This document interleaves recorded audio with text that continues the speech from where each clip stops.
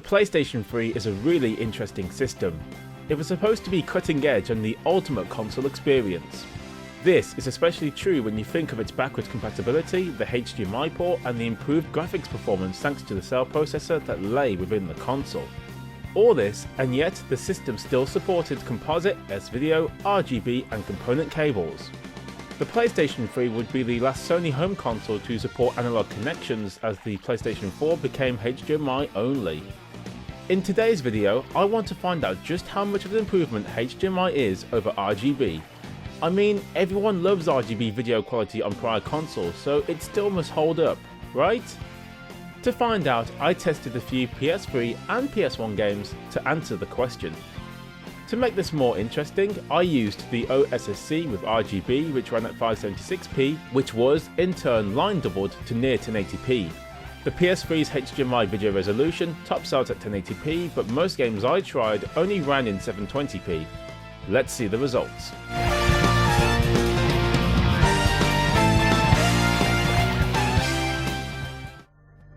Colin McRae Dirt is first up. It runs at 720p and it looks pretty good. This was a game I so wanted when it first came out. I think the game has aged better than expected. Anyway, it's still looking decent and HDMI certainly helps here.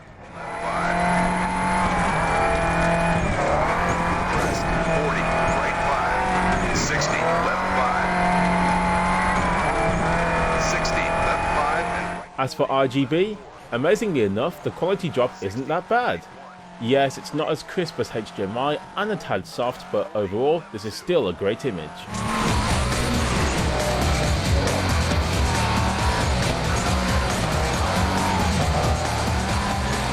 I did notice though that the frame rate was lower, 25 versus 30 frames per second. On the PlayStation 3 settings for video, 480p for RGB was not available. Maybe it's because I'm using a PAL PlayStation 3, but it makes no sense.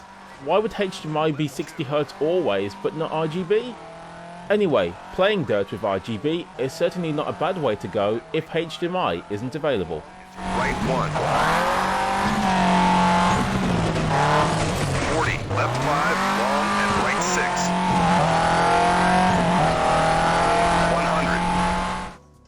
100. Now it's Gran Turismo 6. Gran Turismo 6 uses 1080p in HDMI, so this should be interesting. I'm on the Silverstone circuit using the Ferrari 288 GTO. I love this car. Anyway, the 1080p visuals look pretty sweet, don't you think? Granted, Gran Turismo 6 could still look even better, but overall everything is sharp and runs pretty well for the most part.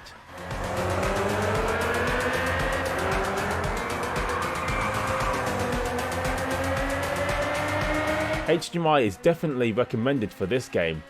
Sadly, RGB gets decimated and it's apparent as soon as you read the text at the startup screen. Look at that, I can barely read it in RGB. Play the game and do you even need me to tell you the difference? Look at it, it's like Vaseline was put all over the RGB footage. Of course we have a lower frame rate to deal with, thus making the RGB look more jumpy and less smooth overall.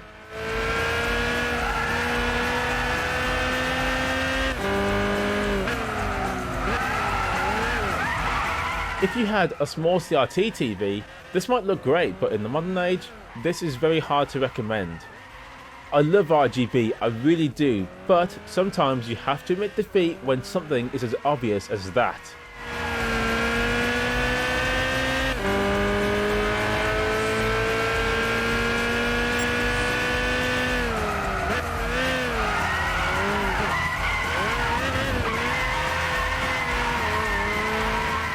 Well, Tomb Raider is next.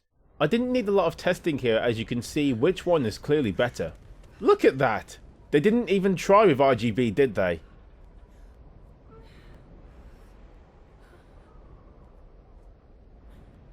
The HDMI footage renders at just 720p, but the difference here is greater than that from Dirt, which also used 720p. How is this possible? Honestly, I see why most people didn't bother with analog cables once HDMI results started showing up across the world.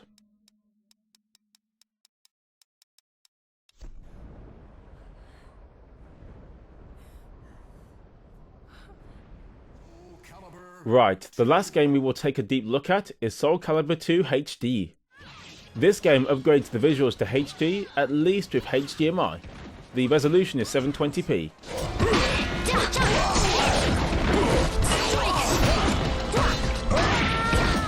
Amazingly, RGB, despite being 576p, holds up well, and although softer looking, still puts up a good fight to HDMI.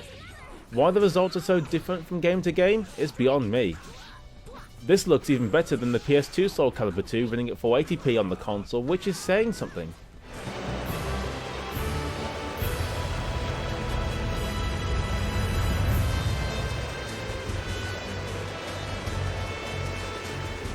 Right, I will now hush up and let you folks see the rest of the PS3 footage I have along with all the PS1 games I recorded for this video. I hope you enjoyed the montage.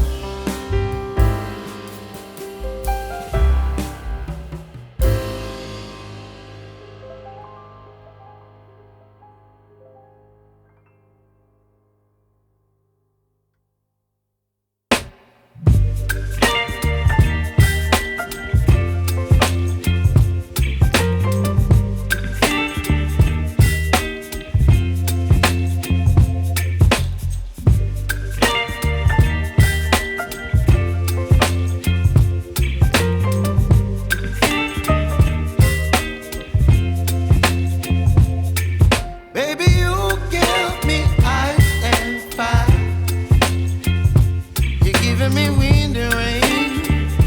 You're some kind of butterfly. Baby, you give me midnight.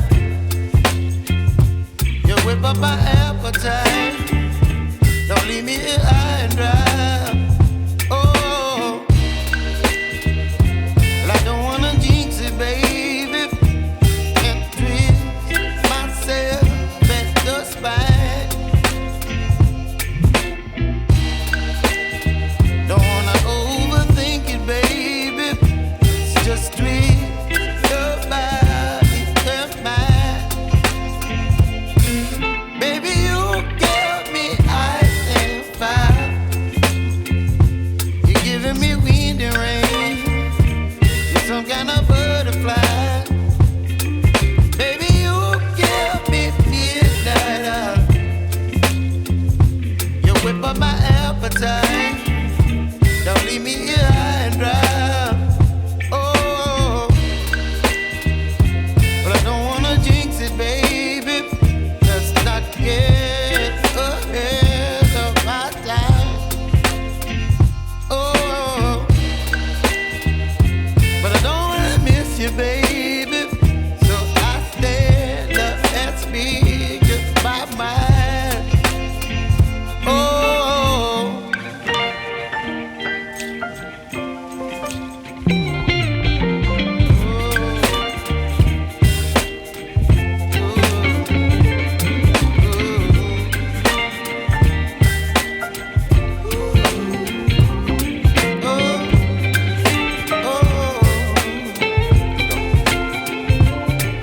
Baby, you give me ice and fire. You're chilling wind and rain. You're some kind of butterfly. Baby, you give me. Overall, it's pretty easy to say why HDMI is the cable standard for video output. The picture quality was superior in all tests, sometimes by a convincing margin.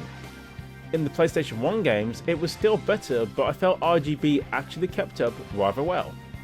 Considering that RGB was the best cable for PS1 games natively, I guess that's no surprise. This was a lot of fun to do, and I hope you folks enjoyed seeing the differences between the two cables. Did any of you out there use RGB for the PlayStation 3? Let me know, and until my next video, I will see you soon.